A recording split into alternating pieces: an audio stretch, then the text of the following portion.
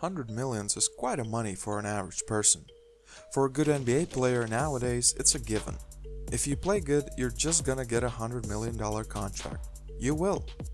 But what if you don't really perform up to your contract? Hey everyone, hope you're doing well. I'm Purple Prince and today I want to look at the first 100 million player in the NBA. And was he worth the money? Juwan Howard entered the NBA in 1994 as the 5th overall pick by Washington Bullets. Already in his rookie season, Howard was a prominent part of Washington's lineup. Playing a little bit more than 36 minutes per game, he was averaging 17 points and 8.4 rebounds per game. His second season was better, as he carried more of the offensive burden and did it well, averaging 22.1 points and 8.1 rebounds per game. The 1995-96 season was actually Howard's best season. Juwan Howard scored at least 20 points in his last 16 games, and he even made the 1996 All-Star team. And boy, was that a good timing on Howard's part. After the 1996 season, Howard was very appealing to a lot of teams, but nobody was more interested than the Miami Heat. At first, the Bullets offered Howard $89 million contract, but that was quickly outbid by Miami Heat, who offered a 7-year contract worth around $100 million.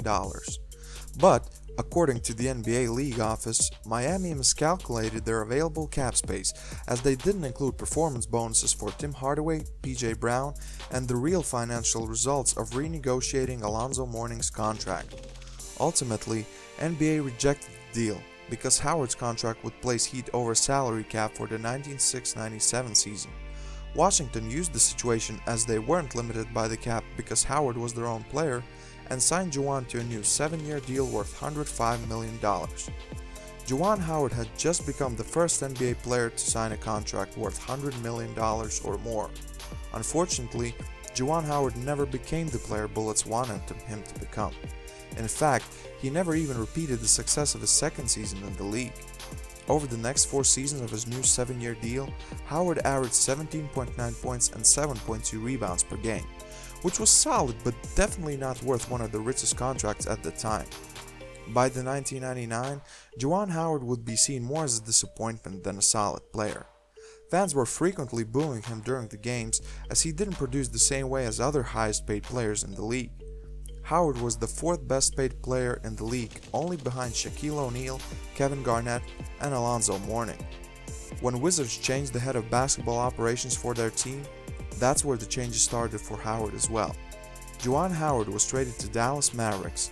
His stint in Dallas was very short, as next season he got traded to Denver Nuggets, where he also played just a bit more than 1 season. His $100 million deal was over, and the next one he got was a 5-year $28 million contract from Orlando Magic. A bit of a drop from the previous deal, wouldn't you say? After 1 season in Orlando, Howard was traded to the Houston Rockets. In Houston, he would become more of a role player, averaging less than 10 points and 6 rebounds per game. 3 seasons in, he was bought out of his contract. He had some short stints in Dallas, Denver, Charlotte, and Portland. And in 2010, Miami Heat finally got Juwan Howard, only 14 years later. They didn't get Juwan Howard the All-Star, they got Juwan Howard the team leader, and that's it.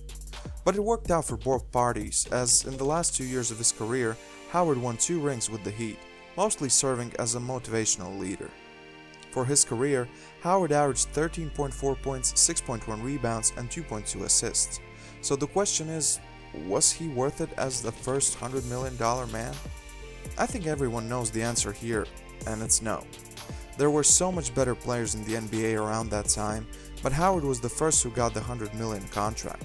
It's safe to say that Washington overreacted when Miami Heat offered Howard a $100 million deal, as there were reports that Bullets' initial offer was around $11 million annually. In the end, it turned into $15 to $20 million annually, and that was a mistake. The team was going nowhere. Juwan Howard himself was getting injured frequently and just wasn't the player everyone thought he could become after his only All-Star season. Maybe he wasn't a real All-Star in the first place. What do you think, guys? Do you think Howard is a worthy first $100 million man? If you were a GM, what contract would have you offered Juwan Howard? Leave a comment below, like this video, and subscribe for future NBA content. This was Purple Prince. and I'm out. Got our designer on me. That's on me, baby. That's on me, baby.